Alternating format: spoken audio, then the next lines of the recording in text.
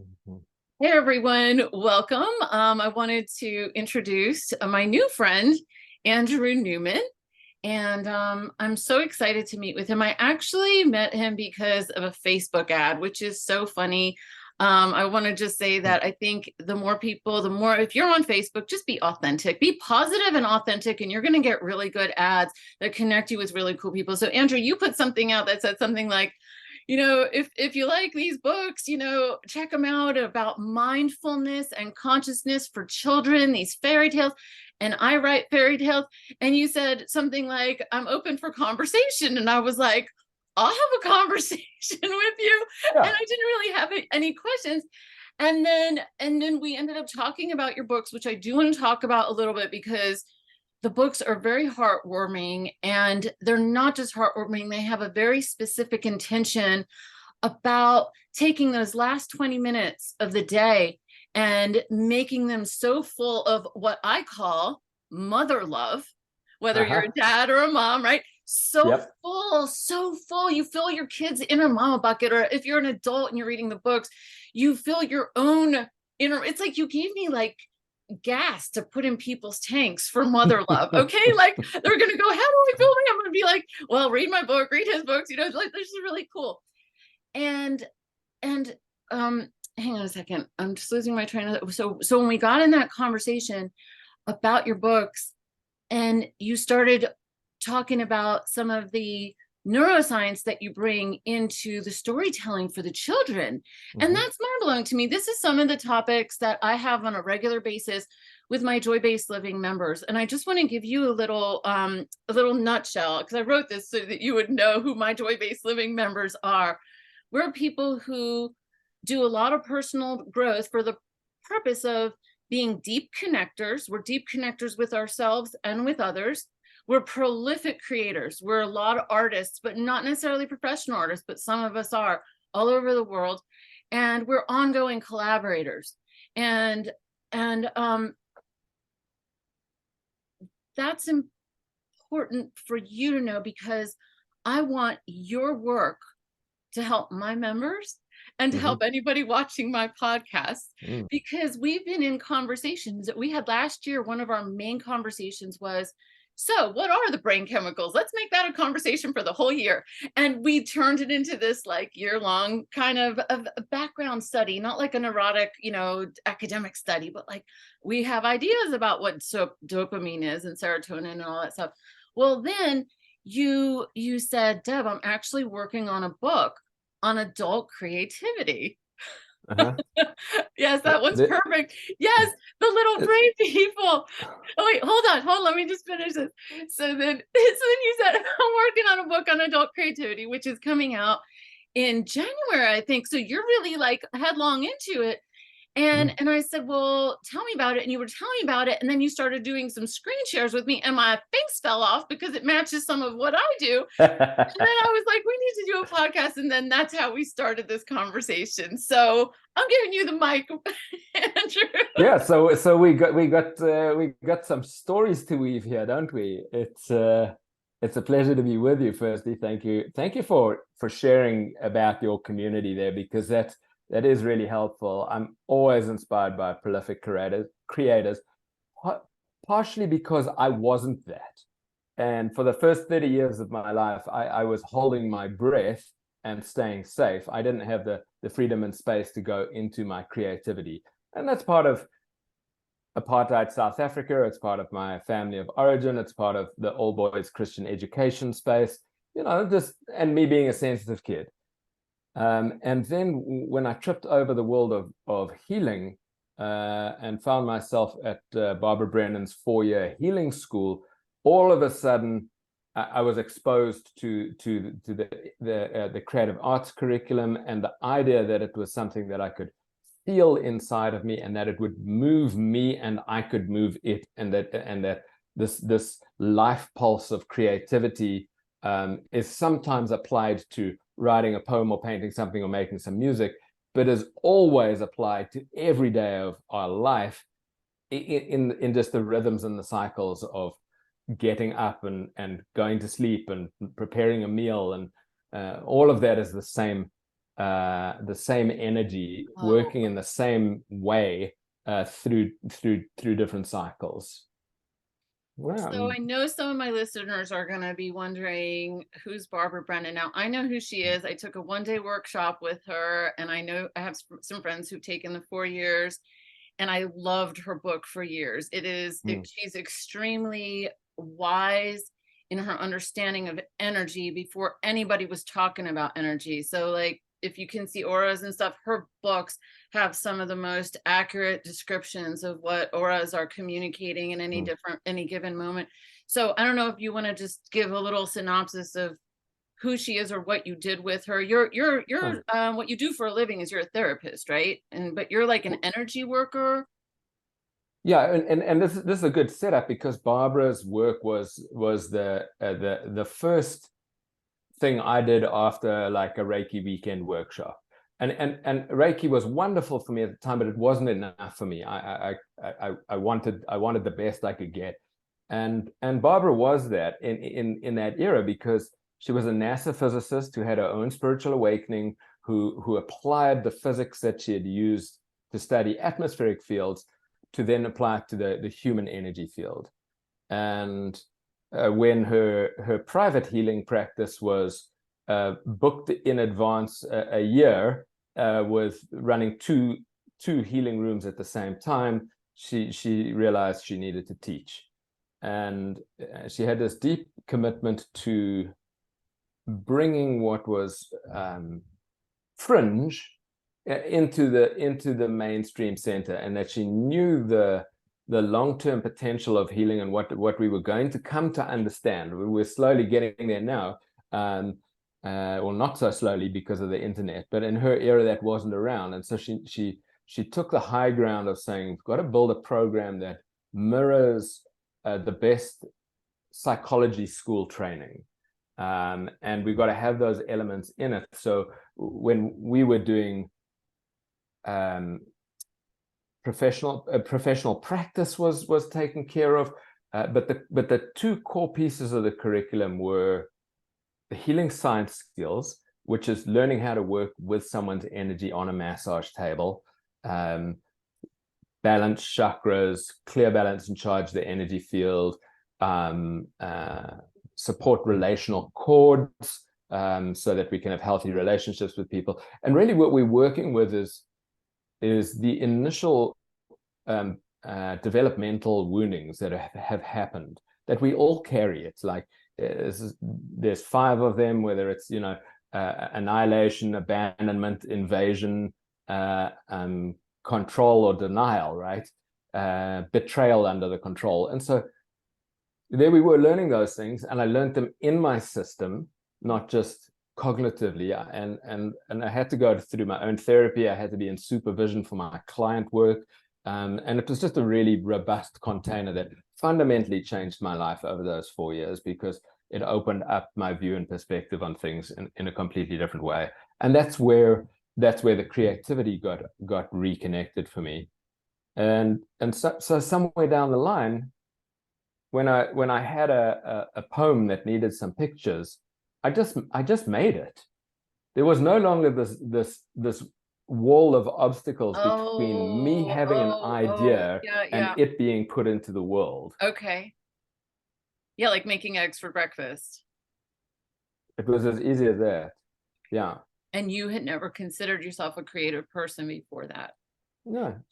So let's segue that into what happened for you creatively, and then what would you like to see in other people? We have so many conversations now that I'm really happy about online about trauma. Like, we're not afraid to talk about trauma anymore. That was such a big thing that nobody wanted to talk about for a long time. And then Gabor Mate came out, and like, when you're hearing medical doctors who are globally renowned talking about the importance of talking about trauma, like that's really important. And your books talk about your books, your children's books are all about like preventing trauma from sticking.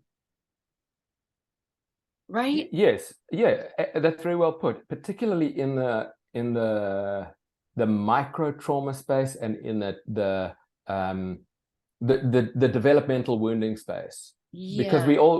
we all misunderstand some things. We when we're growing up, we have experiences that are extremely painful for the size of our being when it happens. Like, we're little, and it's confusing, and our brain isn't fully developed yet, and you know, mum does something that you can't comprehend, and we start to make it about ourselves, and start to then project it on the world's always going to be unkind. I'm always going to be left alone. Well, it's not actually true. You know, mum just took a phone call and she's no longer holding you. You know, there's like little things that end up quite big and quite dominant in our systems. And I wanted to take what I had been exposed to, because I recognized that, look, I was in healing schools for 12 years from my early 30s. So 7 years with Barbara, 6 years in another program. And I'm like, people don't do this. Yeah, People in that community do it, but people in the world, you know, aren't doing it. So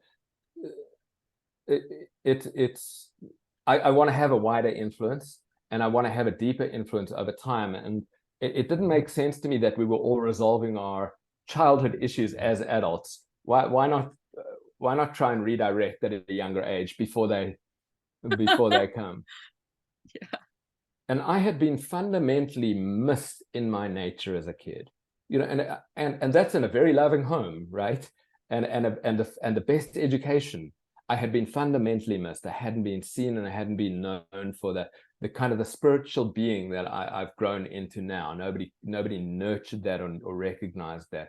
And so I have a positioning of really wanting to stay in the deep spiritual, and offer something that hopefully goes all the way into the heart of that little kid, for them in a reading of it to know they're on the right planet.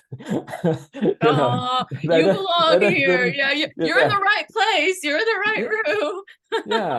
yeah, and yes, this is the spiritual home for all of us, and we may or may not have that language in the home, and but it's important, so let's nurture it. And this little guy behind me is the one that everybody in the world knows the most, which is The Hug Who Got Stuck, as a book, and it's teaching kids to access their heart, and get free from sticky thoughts. And the little character in that is this hug that is trying to come out of the hug factory in the middle of the heart, and gets caught in the web of sticky thoughts. I'm not good enough. Nobody loves me. I'm all alone. There's something wrong with me. These are the big thematic things. This is not just you who's carrying it. I've got it. So does the next person, whether they know it or not. It's like we've got these scripts, and they tend to be, there's probably not that many of them. There's lots of variations of the same big 5 or 10 scripts, and then we're all just looping around in them, you know, trying to be loved. Yeah, I like that spider web. I like the spider web look. It's like he's like stuck in that. I think about like the cashier at Walmart, or the waitress that, you know, is serving me lunch. Yes. You know, and I try to make a point to uplift their day, because I assume that they're struggling.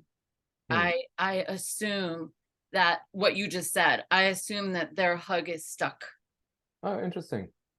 I mean, why? Because of the job they're doing? No, because there's so much fear pulsing through the airwaves with the news and the media. No, it could be anybody. It's just that those are just regular people that I might just bump into. Yeah, we get to interact with them. Yeah, that's what I mean. It could be anybody. Yeah. It doesn't have to be somebody who's in a low status, or Got it. No. It could be. I just assume that everybody I meet is really struggling with fear, with loss, with confusion, with not knowing what end is up. And I just try to bring kindness into those moments when I can. It's just that when I'm with a cashier or I'm with a waitress, I have a moment of permission to connect and access that I might not like we're having a dialogue, we're having a conversation. And so I use that for permission to offer something a little bit more. That's I guess what I mean, that sounds I like hadn't thought about that that's before, because I don't just walk down the street and go, "Are you feeling afraid? Let me hug you." I'll just be Jonathan does that. Jonathan will lift up anybody. Jonathan just wants to make friends. And if he starts talking to like cashiers and like making them happy, there'll be cashiers that like look at me like, how come he didn't come to mine? Well, his mouth might be full with my grocery bag or something. And then but when I see the look on their faces, I'm like, oh my God, we're just all little children. And like my mom was a nursery school teacher and for 30, 40 years, and she had a really rough time in one school. And then she switched to another school. And she called me one day and she's like, "You're not going to believe this." I'm like, "What?" She goes, "I just handed in my lesson plans for the week and my principal gave them back to me and she gave me gold stars." Like my mother. So now like I give gold stars to all my clients. And if I don't give them to somebody, they're like, "How come I didn't get any gold?" So I mean, right. that's what I'm trying to just validate what you just said. It's like we're all in our own languages, we all have these webs of like, no, maybe somebody's not going to want the love inside of me. And so we hold it back.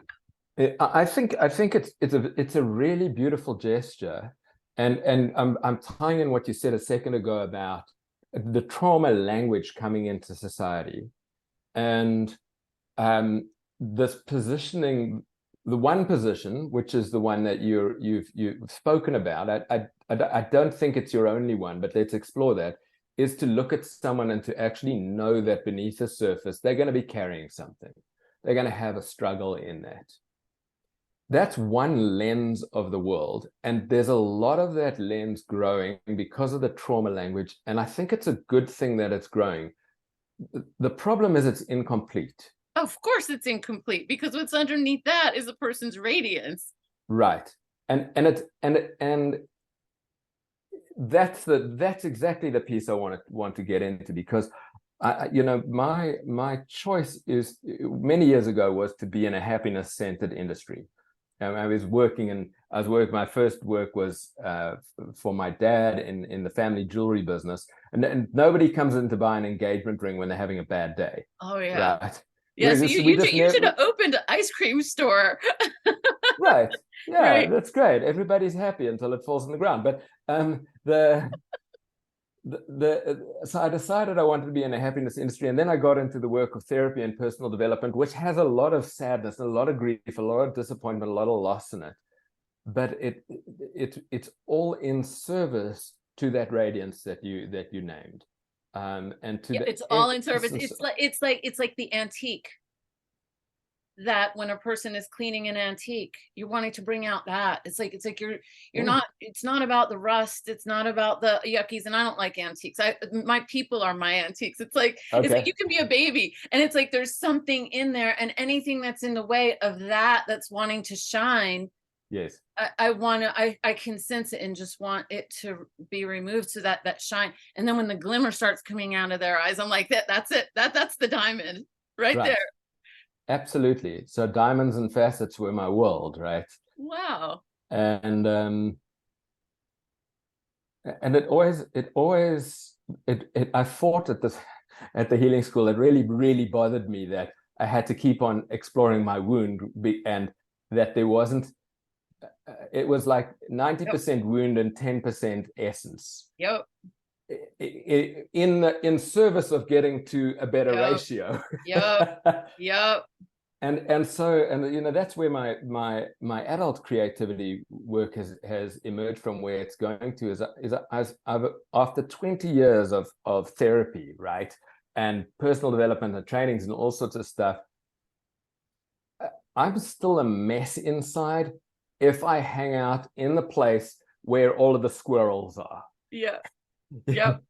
It's like because they're still telling me I'm not good enough. They're still telling me I don't matter. They're still telling me that's their job, right? They're just doing their job.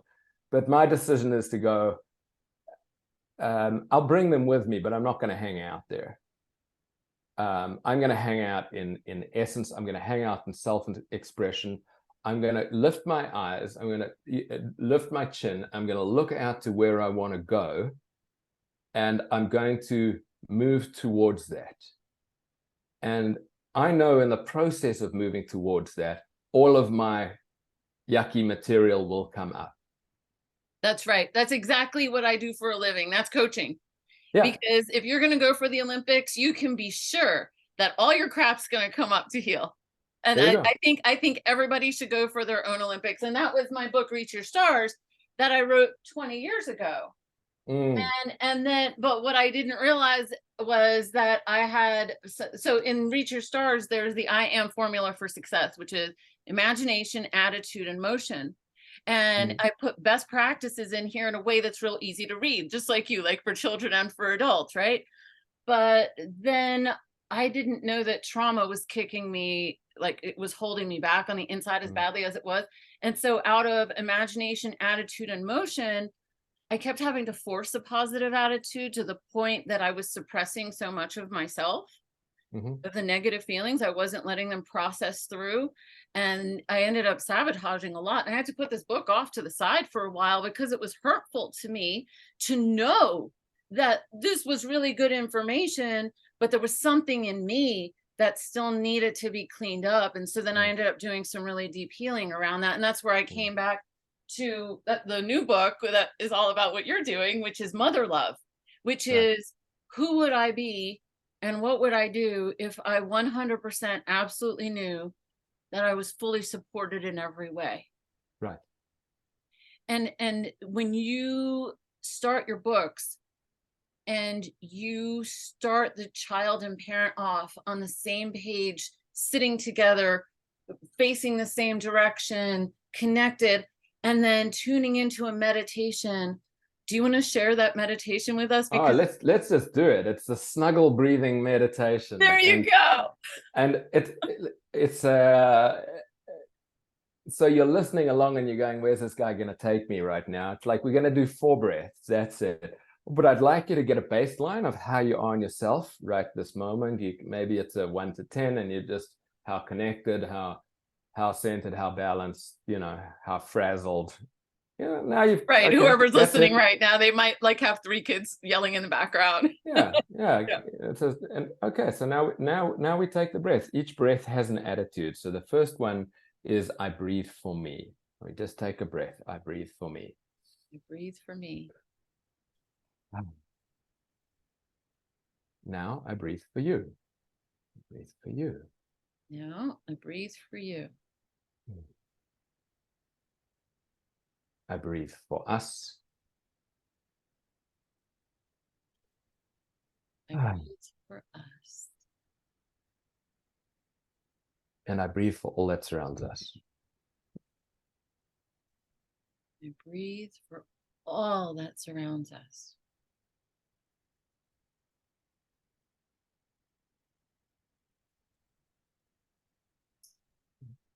Then we kind of hang out. That's it. But I want to go to sleep now. I want my blankie. Right. We did so many things in that. I mean, they're not important. Just do it. just do it. Set it up as a ritual. Set it up as a rhythm for your kids to have it. In the process, you are undoing merging because you're here and they're there. That's healthy.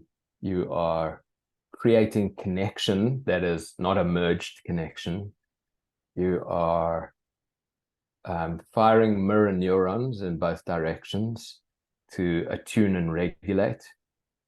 You're coming into togetherness intentionally, not accidentally. And you're placing yourself in your life. Maybe it's curled up in your bed, maybe it's sitting at a computer, but you just contextualize that. I just came really present into this room on this chair right now, and the world opened up around me. And I mean, I'm in Maui, and there's things happening all around because of the fires. But for a moment there, I got my autonomy from that instead of being swept up in it. And then we'll go out into the world and get lost again. I mean, it's what happens, particularly like young mothers. You do this amazing transition from being like a single being to being 2 beings, and they're kind of joined and mergy and fluid. And it's like, the who am I gets really evolved in that transition. And at a certain age, as kids start toddling and walking away from mum, they start exploring their own space. It's wonderful for mum to take care of herself for a moment, with the I breathe for me, and to know that she can, and actually it's in service to her family if she does. So it's like there's a gentle, very gentle, honoring sense of separation, that I'm an individual. I mean, I can feel that way about like my group, my business, my clients. I care so much. It's easy to get caught up. And this is like, this is me.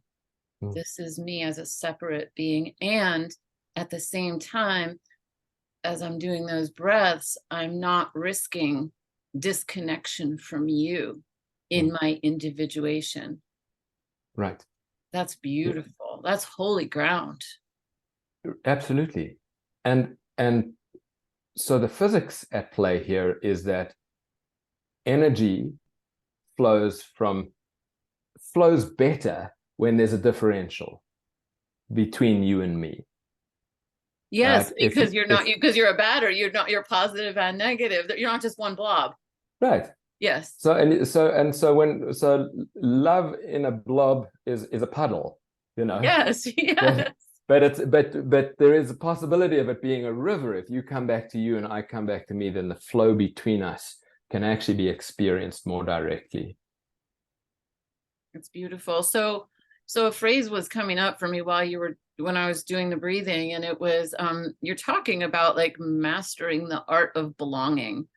And I feel like that's a really good segue into the world of creativity, because I think that mastering that art of belonging gives us permission. I have a joy cycle here that I created after some of my joy-based living members. We have this book called The 12 Practices, and we use that to anchor ourselves into ways of being with ourselves, honoring each other, being conscious of wounds, not wounding each other. And if we do, we apologize, because we could name what it is and say, I'm sorry for that, because we can recognize it. So after I saw some of our interactions, I noticed that as we became more safe, can you see this okay? I can't tell. Okay. Expression, safety, joy, and expansion. Well, it goes in order. That as people feel safe, notice where the arrows go. I can't do it because I'm backwards. So it goes from safety. When you have enough safety, feelings of joy naturally emerge. When joy naturally emerges, safety, joy, expression, it wants to express itself, which is what you're talking about in terms of creativity. And then when it expresses, if it is not hindered, it will expand. And so what I've noticed over these 7 years is that at any point in the cycle, we might find a need for safety. Home base. Oh, I've expanded. Oh, I've gone to an upper limit. Uh-oh, scary. This is new. Oh, there's a new level of joy. Oh, wait a minute. I just took a risk. And all of a sudden we've got these like shame storms that come up because we showed up more fully. We expressed our being more authentically. And even if nothing bad happened in the outer world, and then God forbid something did happen bad in the other, somebody said, oh, that's crap. And then all of a sudden you like wither back in. And so it's like this contraction that happens throughout the joy cycle, like safety. And then joy comes out of that, expression, expansion, and then back to safety. But safety can be needed anywhere in that cycle. And so I think where I was trying to go with that was when we're talking about creativity, I think that the basis of really lush creativity is having a sense of belonging, whether or not people actually like you. We have to actually have that sense of belonging in order for creativity to feel lush. Talk about what creativity means for you from the standpoint of this conversation, because we decided to call this conversation, I keep forgetting the name of it. We decided to call it, oh my God, creativity and healing trauma. My handwriting is so messy. The squares are too small. It's creativity and healing trauma. Creativity and healing trauma. That was the name of this conversation that we landed on when we talked about having it. So how does creativity, why is it so important for people? Why do you want to make that like your main message in the next phase of your work? It's a great question. I want to go back just to your flow that you just pointed out, which has safety going to joy, going to expression, and to recognize that creativity is being used to create safety. Say more. Well, our nervous system's doing it. The very first time we felt the pain, we started to adapt to that pain. That adaptation is fundamentally creative. At its heart, it's creative. We're also all trying to express. I'm going to slow down a second. You're taking it in. I'm totally like, okay, go ahead. I'm good. We can't help but want to express ourselves, right, in our own way. right. We can't help but want to be seen for that, because it's how we get to know ourselves, and that allows us to be ourselves. Yes. So I mean, you might have heard, some of the creation mythologies in spiritual traditions, like Joseph Campbell. Oh yeah, spiritual dishes. Oh, creation mythologies, like how the world was like, and there was light. You mean like the Bible? Yes, but why did God create anything? And it's like, well, so that God could know God, because it's the only way to know. When all there was God, then it is quite difficult. It's the same thing we were talking about a second ago about that merged state not having the flow of love. It needs a piece of separation to have that flow of love. So it's look, that's the deep end of the pond, that particular conversation, because people arrive to it with a lot of prescripted lessons and prejudices in it. But if you were to be able to back up and look at enough of the creation mythologies at the same time, you would see this similarity coming through all of them, that there's this beautiful divine fullness, and that fullness has many names. I was actually researching those names a day ago, which was a fantastic experience. So the Castaneda lineage, this is the question for you, is where does creativity come from, right? You sit down to write a poem. Where did that come from? Now, Barbara would call it the Black Velvet Void. Castaneda would call it the Dark Sea of Awareness. The Kabbalah would call it the Lamp of Darkness. The Tao of Pure Potentiality. The Waters of Nun, or the primordial ocean in ancient Egypt cosmology, right? The quantum field, if you're more into the current day science of things.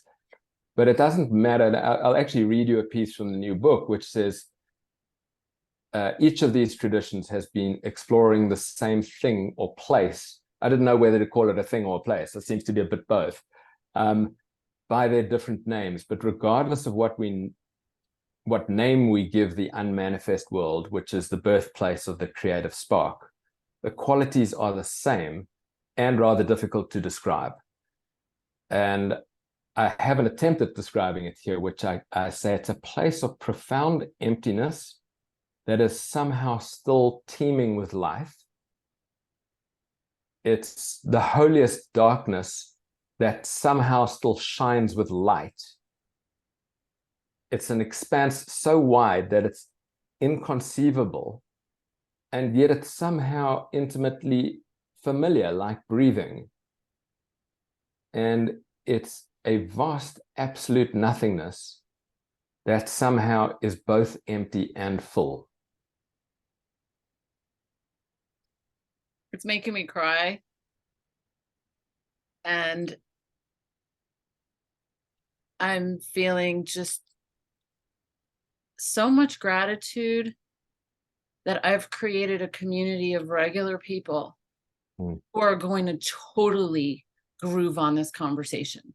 Like I'm loving this conversation and I can't wait to share it. And I have people to share, because this is the kind of thing that when you feel it and you hear it, you like, I don't want to sit here and just have it all for myself. And I'm like, Yeah.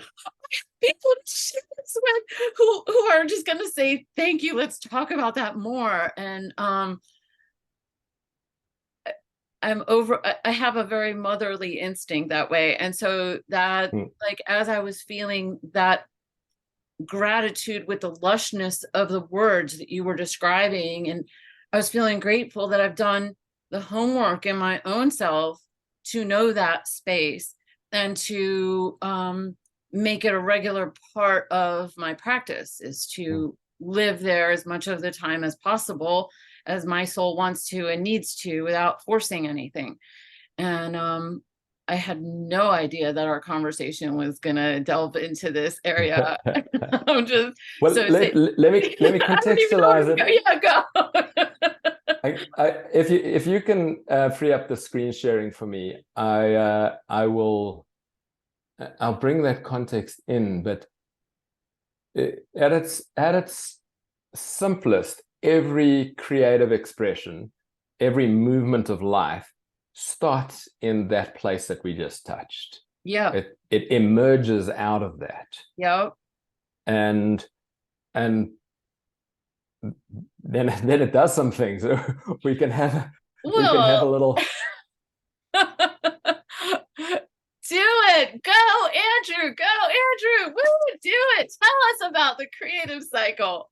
So firstly, this is a conversation. I do not want to be dogmatic about it. I'm here to learn, and this is where I'm at right now. So it's every interaction helps me understand more about this, and sometimes there's some turning points.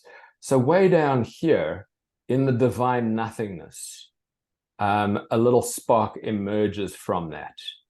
Right, you might, if you are doing it intentionally, you can notice that. Sometimes it's like a kick, you're on the sofa watching Netflix, and it's like, I got to get up and go write a poem, right? Or I've just got to do a thing.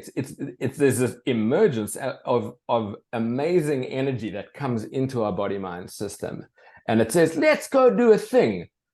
The problem is when you were little and you said, let's go do a thing, something bad happened, at least once or twice. And so the moment that spark comes out, the echoes from childhood show up. It's like one breath later. They have to show up. It's unavoidable that they show up.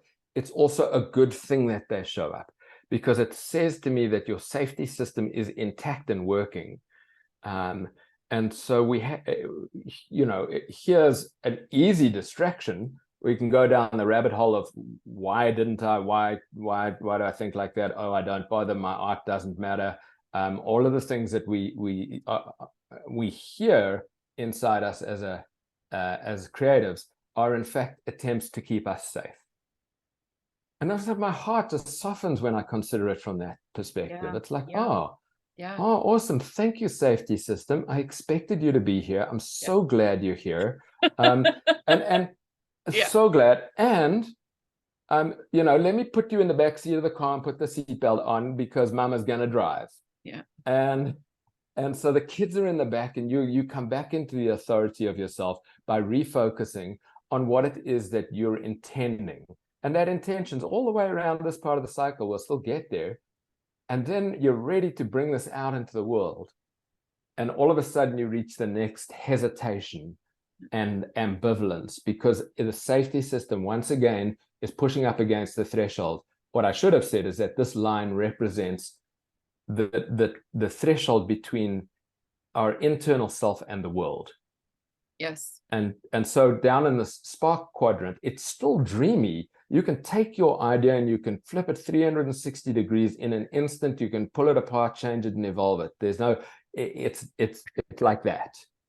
The moment it comes into the physical world, it has to slow down immensely in order to take form, physical form, literal form.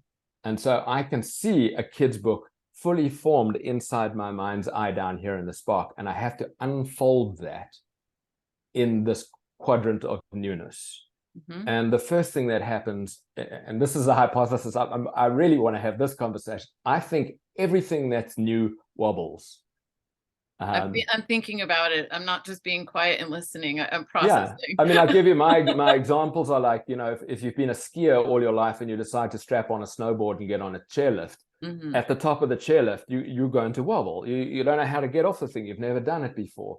If you're a 4-year-old on a bicycle and you've never ridden, then the wobbles are going to come in. And what the kids do on that bicycle is the first thing they do is they put their feet down and they work out how to brake. Mm-hmm. Oh yes. I always want to know how to brake. Mm-hmm, mm-hmm. Yeah, and of course they'll never get to riding a bicycle if all they do is brake. Right. And this is the same for our creativity and our self-expression. We will never get to where we want to be if we stay always in the where'd they go? Always in the safety system, and always putting our feet down to brake. So it's time to hustle. It's a scrappy time. New things are usually messy. You're usually pulling things in from different places. There's things you can't see yet about your own idea that still need time to open up. We have to nudge it forward. It's like that part of the hike where all you can do is put the next foot there. You can see that the top of the mountain, it's in front of you, but you just got to go walk. And then you have to tend to your vision. And tend to me is a word that is a heart word. And it's like, it's got immense care in it. And it's like, this is like taking the weeds out around a young sapling as it's I really like that. Yeah, that you're affirming that spark in its newness. Right. Uh-huh. Absolutely. Yep. Mm-hmm. And then whether you like this or not, the world is going to tell you what it thinks about your idea. It's like, and they do it. It happens in certain ways. It's like it can come as a frown, or a turned shoulder, or a smile, or silence, mm-hmm. or a question. Mm-hmm. And there's so many different types of silence. You know, there's a beautiful silence at the end of a poem where everybody's and there's that other silence where it's like, did they get me? Yeah. Did they get me? Did they get me at all? Like, oh, they didn't get me. And this is the moment where it's important. It takes us into the listening phase. You can see the expansion wave is now turned into a contraction wave. It's reached its fullness. and the contraction, it could also look like somebody going, oh, I know just what you have to do with that, and I can see it being really big. All of a sudden you're like, wait a minute. Like, right. It doesn't have to be negative. It can be super positive and you're just not ready for it. Like, it's a deluge of positivity. And yes, we have to discern that. So that's a great observation. Like, all of a sudden people, this is what we do, is we pick up someone's idea. We think we have to give an opinion. We us humans, it's very seldom we don't give an opinion one way or another. And so somebody picks up your idea and says, it's wonderful, why don't you do this with it? And now you've got this gap between what you initially envisaged, where you feel like you wanted to go, and where they feel like they wanted to go. And the only way to get some discernment about that is to slow down and to recognize the difference in those two things. And so we connect to ourselves again. We breathe for me, and we listen to me and my vision, and then we breathe for like the world. That part of the snuggle breathing that we did, we're taking in the world, and we're just letting the world infuse us with its feedback and ideas. It's coming anyway. There's no point fighting it. We can do this quickly, or we can do it slowly, but skipping it has a cost, as there is a cost to skipping all of these different cycles. Some people get to this point, they get feedback, the circle collapses in on itself, and they go straight down to creating a new thing, and they create a new thing. Feedback collapse, and they go, they end up not living into the back half of the circle, and therefore not the fullness of their own life. Right. So we've had the feedback of the world over here. Now remember, this is in the world below the line, is in the interior. So if I said to you, I want to create a kid's book, here, I've now created a kid's book. It's created in the inner world of my private team that I've chosen that would still represent being down here in the Spark. And I've shared it. And I've now said to you, here, look what we made. You're giving some feedback. Oh, I love the story. I like the sticky thoughts. Those are great. I sit here and go, oh, my essence is being met. Who I am is being met by the world. So can I actually allow that and have it as a full experience? This is where the book exists. This is the intention was to create a book. But actually, if I were to go one level deeper and say, why did I want to create a book? On the external level, there's an answer of helping kids and serving the world. On the internal level, there's a feeling about myself that I'm trying to reach. Say more about that. That's the feeling you get when you're aligned with your purpose. Yes. That's the feeling you get when you're in flow. It's the feeling you get when you put in effort towards something. It's actually I've got 23 books. They're not all raging successes, right? But each one of them has got me deeply in it.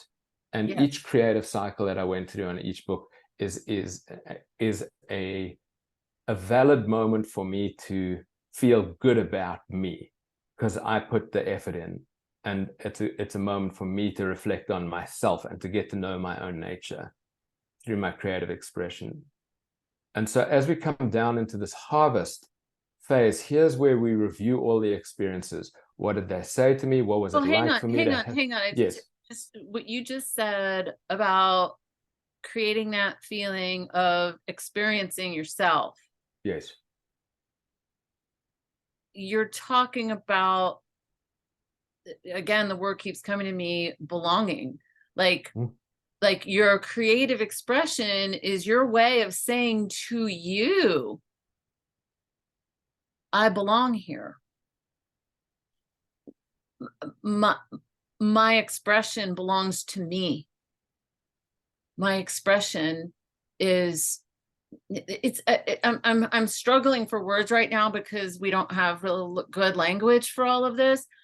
But it's almost as though the act of authentic creativity puts you in touch with your own essence to the point that it feels like a spiritual act of belongingness to oneself. Yes, beautifully said. I love how you phrase that. I haven't phrased it like that. That's really helpful for me to hear. It just brings tears to my eyes. It's so beautiful. It's so sacred. It takes the question of, is creativity for everyone, and makes it moot. Whether they know it or not, it's right. Well, yeah, keep going. There's more I want to say once we're done with the share screen that's coming to my mind that may or may not be there afterwards, but keep going. This is beautiful. Yeah. There's a quote, and I think it's Emerson who said, I don't know what I think until I see what I've written. Thank you. And that captures that moment. It's like there he gets to, I mean, this is happening to me all the time. I go and sit down to write. I've got an idea where I'm going, and then something comes out of me and I go, huh, wow. I didn't know I thought that. Like you just said something. Well, this conversation is that. It's this emergent conversation. We haven't planned what we're going to say. We're just in the unfolding of it, and we get to meet ourselves in it. So after this conversation, this is like harvest, is like end of day. If this cycle you might be starting to see could be start and finish of one day. It could be the start and finish of 1 year. It could be the start and finish of one lifetime. It's like the flower of life that you can zoom in on it and it'll cascade out on it. When we were first going through this, if we could imagine a blank slate and go with the first time we went through it and we got that first painful feedback of the world that was confusing and we didn't understand it, then down in this harvest space is where we decided how the world was going to be and what our beliefs about that were going to be. We're like, oh, I'm never going to do that again, because every time I do that, I get punished. Every time I do that, love disappears. So therefore, I won't be me in the way that I was me that time. I'm going to change how me shows up, because my greatest thing that I want as a value, and again, we can't help ourselves in this, is love. And we get that through connection and eye and contact, and you know, we were very, very, very directly from our parents, you know, in our first years of life. But our belief system is formed there. But now here we are as an adult, we have the opportunity to do a more awake-ish review. I'll say it matches my t-shirt, my awake-ish t-shirt. Oh, I like that. Awake-ish. Cool. Yes. Yeah. Because there's some things we can't see, but there's some things we can see. And if we can get to an elevated ground and look down on what we just did, we might notice that it didn't actually go the way that our echoes foretold that it was going to. The echoes are very predictive. They're very certain. They're like, you shouldn't do this, because if you do, it's going to go badly. And that they're very clear on how it's going to go badly. And here's the moment where you get to review and say, is that true? Okay. Now it's coming together. Or, I was waiting for it to land. Okay. Right. So it's coming back to echo, and now you're back on the internal, because you're below the line. Yes. So you're reviewing, is that the echo that actually happened? You're reviewing the entire journey that you lived out. Mm-hmm. The echo said this is going to happen, and then next to that is this track of what actually happened. Now, if you can open up that gap just a little bit, you can have a restorative experience that heals your childhood belief system. If those are cracked, say a little bit more. I'm picturing myself as a listener out there right now. Say a little bit more about that. I haven't said it this way before, so I'm on a new edge for me, and I'm so grateful for the conversation bringing that. If you think the world's going to be one way, your safety system thinks the world's going to be one way, and then you have a different experience of life, it helps to reconcile those differences, because it softens the certainty of that old belief system. And it begins to, in the brain, you're creating a new neural pathway. The old neural pathway says, we've got to go left here, we've got to go left here, we've got to go left here. Then you get out there in the world, and it turns out you don't have to go left. Now you have another option. Oh, maybe, just maybe, I can love and be loved. That's enough. Just maybe. Let me consider it as a possibility. Mm-hmm.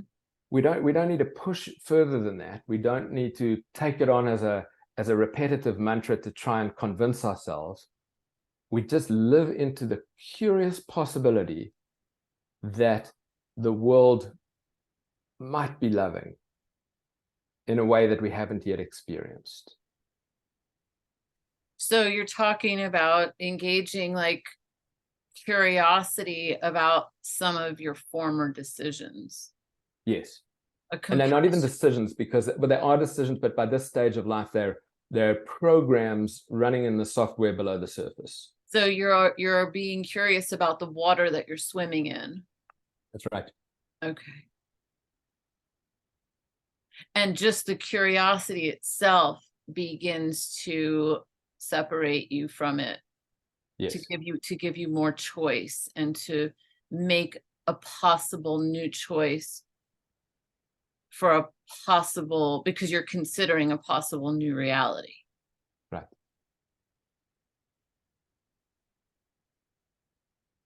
Okay, my mind is kind of just blown right now. Just keep you're doing this is so beautiful.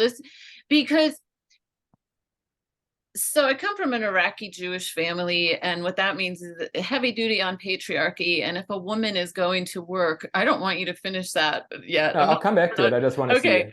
So and what that means is that if a woman is going to work, they're going to be a nursery school teacher. Okay. So I grew up in a lot of nursery school classrooms. Then I was a camp counselor, like nursery school classrooms, and the smell of apple juice and Tam Tams are like part of my inner world.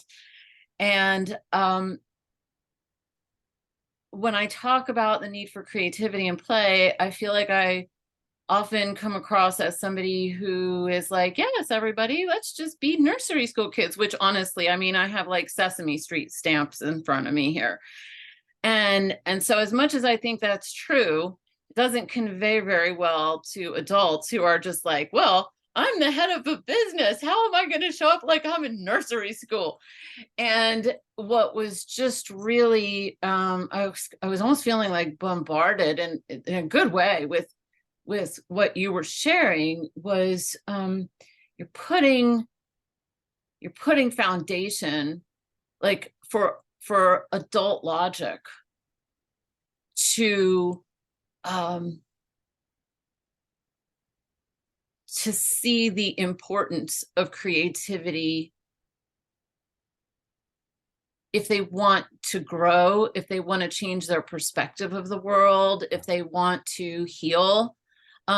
You're showing where the actual healing mechanism is happening. And I'm overwhelmed, but not in a bad way. I'm just kind of like, okay, what just happened? Like something just flooded as a really, like, for an adult person who likes creativity, but might not be taking it very seriously. Like this point right here is where the adult brain can say, oh my gosh, this is important for me and for my children and for my family.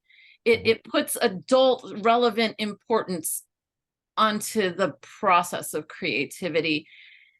And I feel incomplete in what I'm saying, but I don't know what else to say. So well, let me give you a really simple metaphor. If this is one day, this back here is where you do your gratitude journal. It's where you do the reflections of what your experience was in the day. If you don't do that reflection, many of us have minds that will catch on the thorns of the day, not the roses of the day. Oh, right? that makes complete sense. Okay. Right. So we don't do an accurate review of our day because we don't actually slow down to do the review. And a lot presents in the mind as if it hasn't gone well. It's like the loudest things are the things that didn't go well. Right, because that's our old that's an old brain that helped us survive for all these thousands of years. Yes. Yeah. Now you hang out in that brain to only, you're likely to find yourself depressed. Because it doesn't have a balanced view of the world. We need this other aspect. And so here comes this review that you come in here. You look back on the day. There's part of the review process just to list the facts. List the facts. I did this. I did this. I did this. I did this. I did this. I saw this person. I saw this person. I saw this person. I saw this person. I did this podcast with Debbie. I worked on my book. I sat at my computer for 2 hours. I went for a walk. I sat on the grass. It's really grounding to list the facts because those things are what happened. We try and make it not emotional. We try and make it really clear. And so there's different ways to do this. That I'm just sharing one of my ways on this. What we're trying to get to is the satisfaction. And by satisfaction, I don't mean satisfaction of hooray, I had an amazing day and everything went just the way I wanted it to. We're going, hey, I lived a day. Wow. Right? I did all of these things. I did it. Who did it? Me. Who was the hero of my day? I was the hero of my day. Every single step of my day had me in it. Yeah. And it's funny how much we can miss that. And how nourishing it is just to be able to slip into the awareness of it and then to come into satisfaction or satiation. Think of the infant on the mother's breast, fully satiated. That goodness. And if you can start to find a glimmer of that in the body. I'm starting to have it just come in as I talk about it. Yeah, it's hard not to feel it. It's right there. Right, and then we can stay with that and expand it a little bit and stay with it some more. It's like, oh, it feels quite nice to be me. Right? Just hang out in the satisfaction of who you are.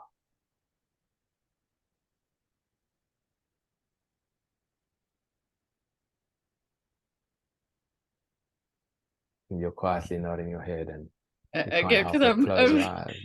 it's hard to do a podcast and just do radio silence, and so I'm trying to let the listener know, the machine's still working. The feeling of satisfaction and satiation is so beautiful. It feels like a meditation in and of itself. I know that we're coming to the don't change your screen here, because I want to ask you a couple more questions about it, if that's okay. So yeah, I'm here. I know we're both coming out of meditation here. But everybody who's listening just did that with us. It was important that we slowed down there. Yeah. Because my body went there, which kind of, again, mirror neurons. Your body went there in your way. And I suspect a good number of folks who stayed this long on the course of this conversation will have also come into that with us, because we entrained together with that breath earlier, and we set up a path that said we're going to do this together. Sure. Yeah. I think about in trauma healing, one of the most important things is to receive mirroring. And I've been thinking a lot lately about how important it is to receive mirroring in these good feeling places, and that entrainment, and that's what trains us to keep the creativity cycle really going and feeling really good about it. Can you say a little bit about the believe piece? Yeah, this is the, again, if I go back right to that blank slate first time you went round and had a difficult experience, and let's use abandonment as a theme. It's one I know from a systemic point of view. And so, mum puts me down at play school when I'm 3 and leaves me there. It's a new environment. I don't know my way around. I don't understand what's happening. And I feel the pain of abandonment and the confusion of that moment. All I do is cry all day, right? Now, and this is then I go to sleep that night, and in the process of sleep, my system is metabolizing the experience of the day. The brain is making sense of it. This is some of what I talk about in my TED talk on why the last 20 minutes of the day matter. And then I start to believe something about myself and something about the world based on that experience. And that belief about the world is the world's always going to abandon me. I'm always going to be on my own. Right? And then if I internalize that, it's because I don't matter and because nobody loves me, or I'm not enough. So now I like even talking about it, but we've got this, right?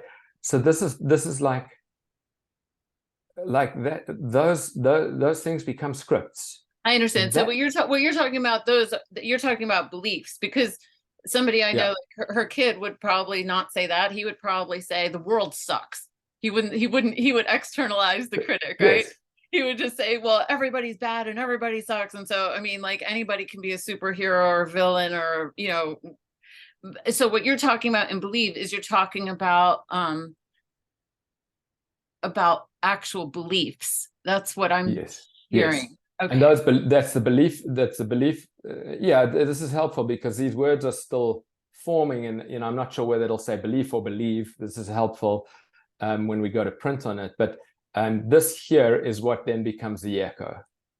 Oh, that's beautiful. Oh, it gets formed here, but it gets repeated over there. Oh my gosh, that's what we're doing at Joy-Based Living. Oh my God, that's why we keep growing. That because we keep affirming ourselves to each other throughout the cycle. And then when the next echo comes around, there's more courage. And so this is like a creative cycle that builds courage. Right. Yes. Community and courage. And so your Totally. piece about community is so valid. It's one of the offerings I have now is a free Monday group to help people put creativity first in their week. It's a 2-hour Zoom co-working call, essentially. What we do is we gather, we check in, we meditate, we create, we celebrate, and we check out.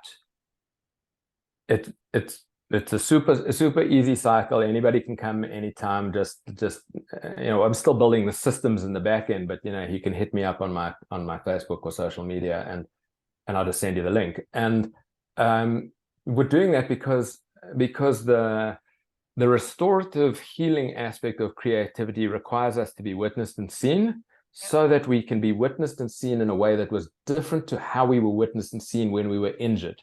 Yep.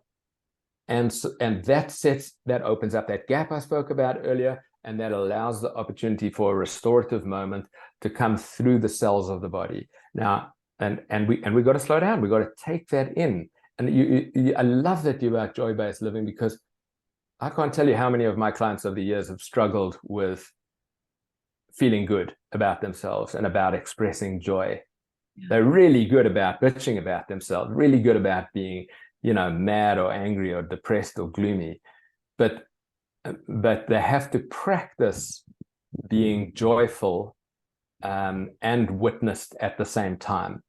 It's funny. You would think that we love it, but it's actually, you ever sit a friend down to celebrate them on a birthday and say, can you just sit for a moment? Are we all going to go around and give you appreciations? And they're like, oh, and they wriggle up, and they're kind of like, why would you wriggle up? You're about to get filled up with love. Why? Oh, it's terrifying. And I think it's because we're pioneering. We're on the leading edge of higher vibration feelings that did not serve us to survive. To survive, we needed to be protected in a cave and go out to hunt and go run back in the cave.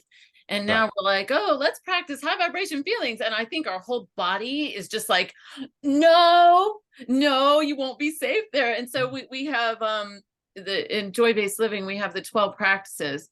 And practice number 2 is feed the cow, which is feed your container of worthiness. And after someone's been with us for a little while, we tell them, please start your own awesomeness journal, because if you're putting your creativity out there, people are going to say good things about you. People are going to say nasty things about you, and people are going to ignore you. So when you see the good things or the things that make your life feel more meaning, print it out and put it in your awesomeness journal. And then you give your brain a collection of evidence that to keep going. I feel like I know we're coming to a close soon. There's something else I wanted to say. I'm feeling a little pressure for like conflicted about time.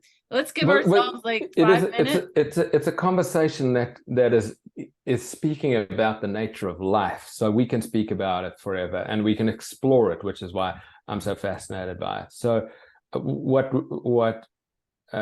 you're feeling in your system as well, or also is some of the fullness of our conversation. So we're in a cycle on this call, right? And you're going to come off this call and you're going to go into breathing and thinking and feeling. How was the call? What did I hear? You're metabolizing the life that's been stirred here. It's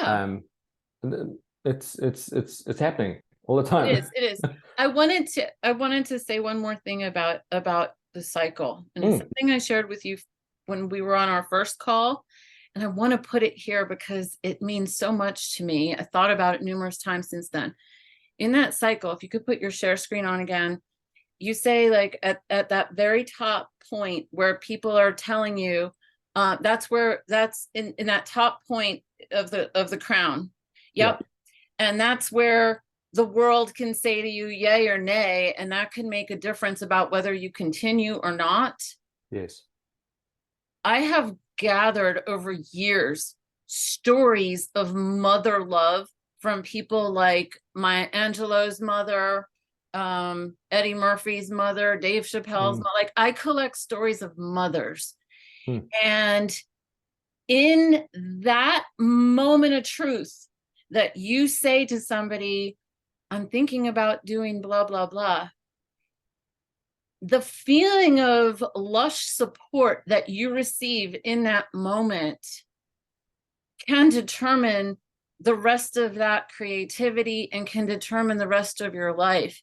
And what you're talking about in terms of having people witness you, I just want to acknowledge that I see like so much mother love in that moment, and that we need to gift ourselves with that from other people and from ourselves, and that it's not just some cutesy little thing, it's mega power. And that when you fill that moment with lush belief in yourself, you can accomplish anything.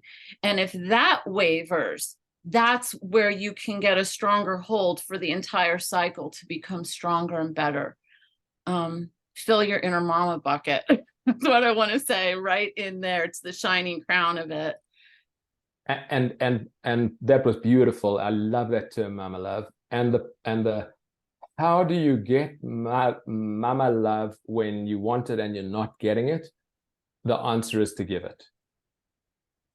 Right? You run it through your system. So we what I think I'm hearing you say is we need to be that expanded, nurturing mother love to other people's ideas, really as much of the time as we can be, because we never know the impact of our words.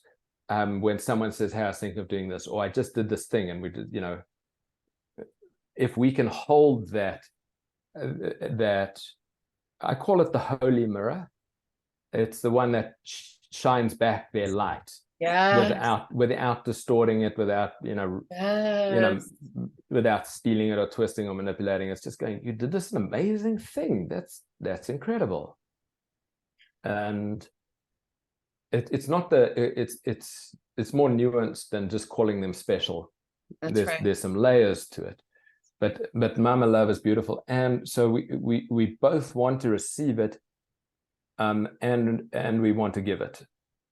Okay, so I'm going to say something that could be a whole other conversation, but I want to put it on the table, and we can continue the conversation another time if we want to. So take the screen off. You're going to really like this a lot. Okay.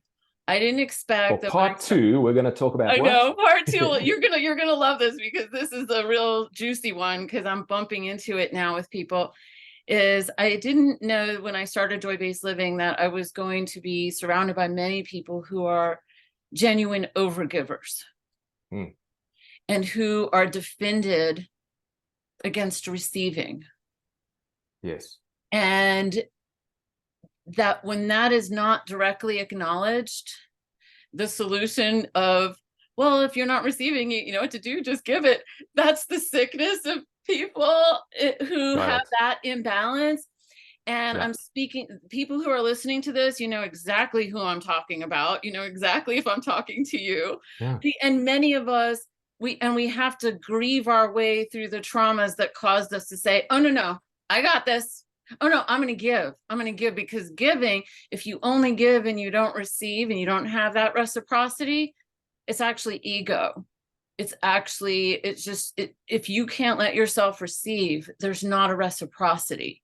And I just think that needs to be said for those of you who are really wonderful overgivers. I see you. Yeah. And Barbara Brennan would say, to the degree that you do not take care of yourself, you will take care of others, and in so doing perpetuate their belief that they cannot take care of themselves. Barbara Brennan, how did you come back into my life? Oh my gosh. Yeah. That's the only quote I remember from her. That's the only quote in years of studying and reading her books. That's my quote, right? So I get what you just put on the table. It's like I had an identity formed only by giving, and truly it's filled out, and it's a much better place to be able to fill that out. So thank you for naming that. We can do a whole conversation on that. Let me know when you share this podcast with your crew and you'll want to jump on a call, let's get some more voices in here and see where this goes. Definitely. Andrew, do you have any other closing thoughts you want to share? I feel complete. I feel like we have both just offered and received so many gifts. This conversation is just so lush, and I'm just so full of gratitude, really. Mm-hmm. Yeah, thank you. Me too. I feel like I'm leaving here with new ideas inside of me, new ways to say things, which feels wonderful. It's a little bit like I carry Debbie, your voice, like in my thinking as I go forward, and it's wonderful. One of my practices at the end of a Zoom call is to sit for 60 seconds after I complete the call. Actually, after we hang up, I just want you to know that's what I'm going to be doing, because it's me coming back to myself, and it's me just going, oh, and allowing that little metabolism. First, this helps me task switch and go to the next thing if I really like complete this thing fully. I really like that a lot. How would you suggest that we end our call using you? How would you suggest that we end it for the listener? What should the listener do at the end, like right now, right here? Get out a piece of paper, sit down, put a timer on for 7 minutes, and write a poem with the word spark in it.